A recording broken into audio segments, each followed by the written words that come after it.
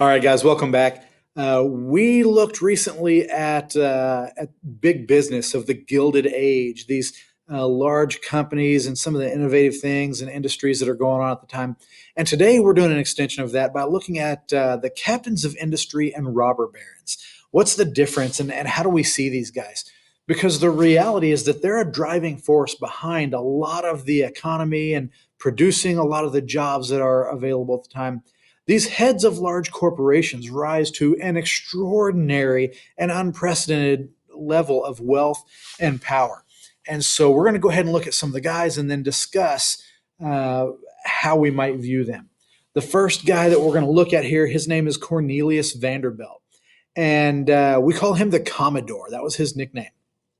Cornelius Vanderbilt was born very humbly, pretty low class, but he is going to invest early in. He's going to work hard. He sees the potential in steamships, and he gets in on kind of the ground level as that is just an emerging industry and becomes pretty wealthy. And then he begins at the right time to diversify because he sees the coming railroad and how that may be even a better option. Now, he stays invested in steamships and shipping, but he also diversifies into railroads and becomes a major railroad owner. And so, in doing so, he's controlling or has a large controlling stake in two of the most important industries that we have at that time. Now, to know a little bit more about him, you have to see some of his quotes. He was incredibly wealthy, but all of these guys were ruthless. They were uncompromising. They were harsh, particularly to those who they were in competition with. So here, the first quote, we see him, and he's saying, "If you have undertaken to cheat me, I won't sue you, for the law is too slow. I'll ruin you."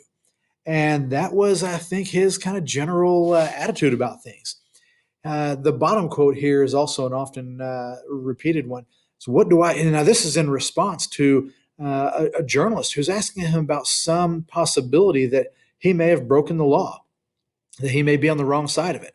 And his response is this: "What do I care about the law? And I got the power." And he's basically saying, I've got so much money that the law doesn't apply to me. I've got so much power that I'm a law unto myself.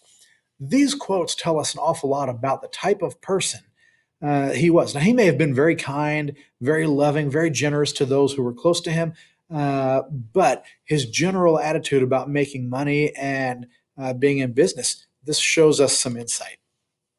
Next guy that we take a look at here is J.P. Morgan.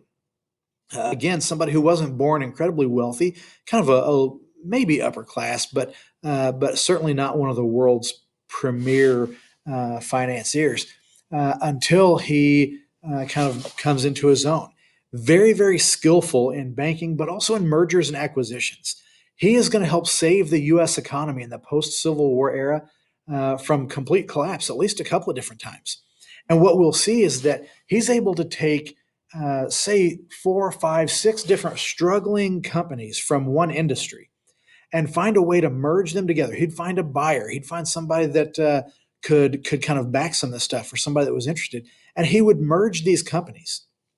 Now, in merging the companies, jobs are going to be lost. They would sell off the redundant parts. They would get rid of old equipment and things that they didn't need anymore in order to become more streamlined and more efficient and effective.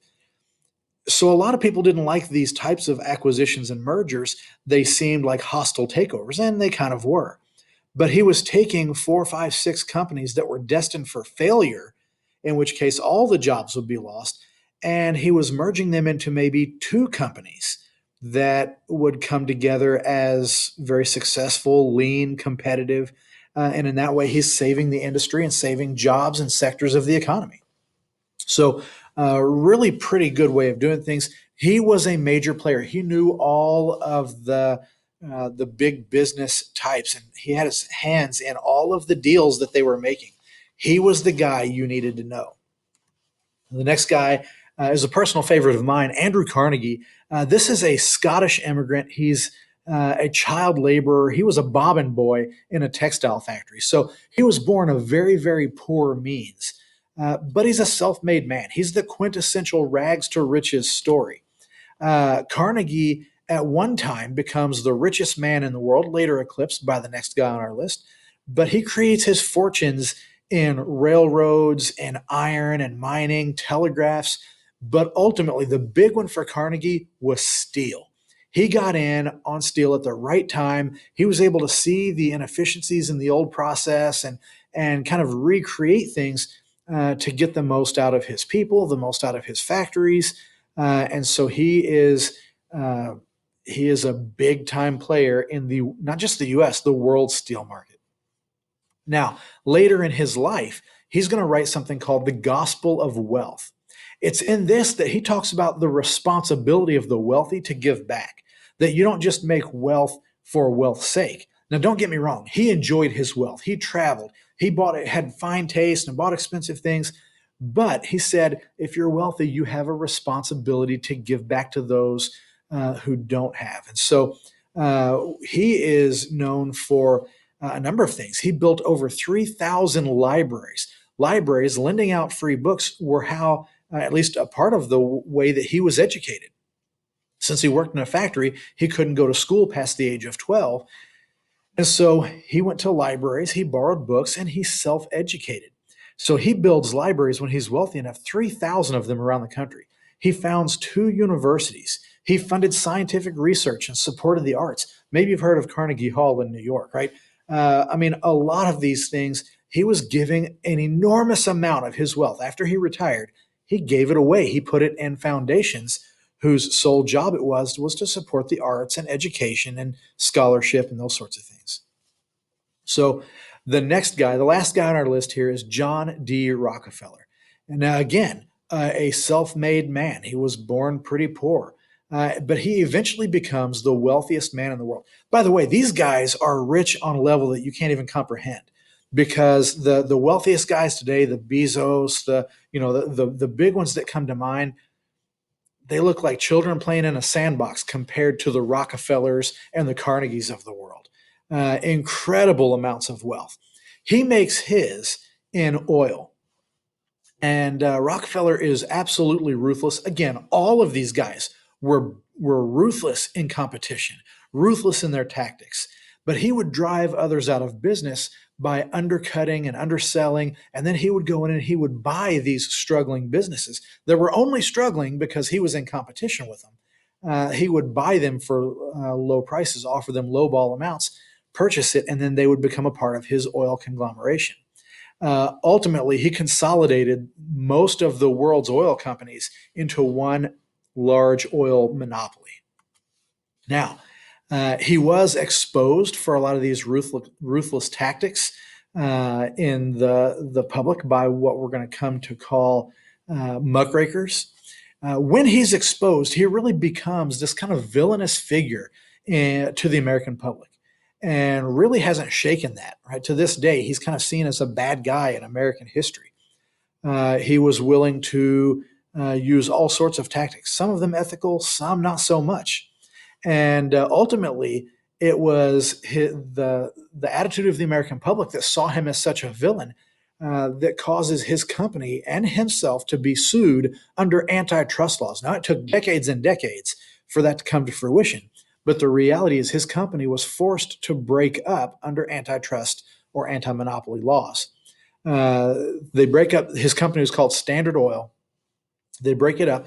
Today, the reality is that many of the world's most largest and most well-recognized oil companies were at one time, under the control of John D. Rockefeller.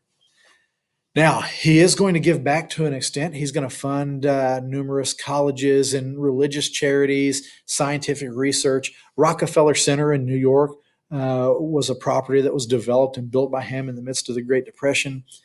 So there are a lot of things. Now, whether these guys are giving back because they truly believe they should, or to get positive press, or to kind of build an empire and put their name on things, that's for you to decide. But they are seen in one of two lights, right? They're either seen as a captain of industry or a robber baron. So what's the difference? What we'll see is that robber barons are seen as getting rich using unethical means. They create harsh working conditions. They don't care about the poor. They don't care about their workers. They're only in it for themselves and their bottom line. In fact, they are ruthlessly competitive, uncompromising, and use very harsh tactics, and oftentimes are very corrupt. Now, I'm going to zoom in on this political cartoon. I love political cartoons. What we see is this is kind of the personification of big business. Not one, all of them, right? And big business has grown so much that they tower over the Capitol building, they tower over Uncle Sam, and they tower over even the law. And that is something that a lot of people saw and feared about big business. This is what drove a lot of people to consider them as robber barons. However, what we'll see, and I'm going to come back to that one, is that if you see these people as captains of industry, then you see them as strengthening the economy. You see them as philanthropists. They're giving back to the communities in which they live and work. They're giving back to the poor. You might also see them as job creators, and they are, right? They're creating hundreds, thousands, tens of thousands of jobs in their factories and across these industries. They're also inventing and innovative new products, making our lives easier and more convenient, lowering the cost of good and raising our standard of living. And so I love this again. I found this online, but the captains of industry here, many of them together. There's Carnegie in the middle. I create jobs. We make all those nice things you like. I help make life easier, right? More convenient for us. We made this country an empire. It's good for our economy. It's good for our country. I provide affordable products. And this is an interesting one. If you work hard, you can be rich too. And what a lot of people saw from these guys is that they were an example to the rest of the country of what hard work can reap. Many, not all, but many of these guys were born lower classes themselves.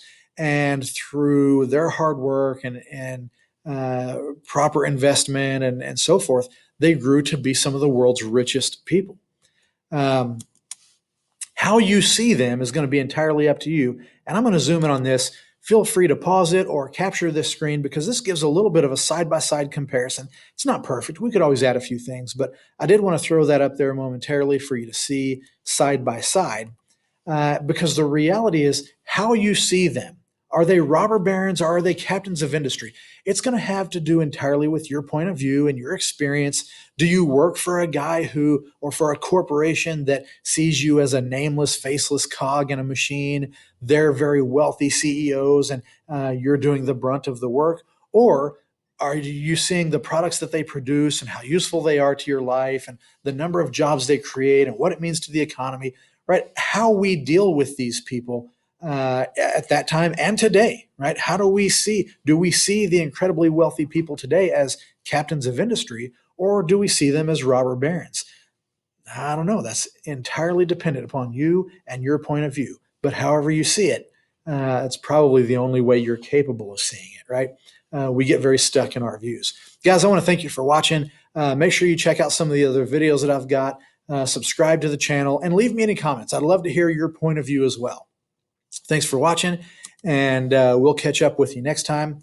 Until then, appreciate it.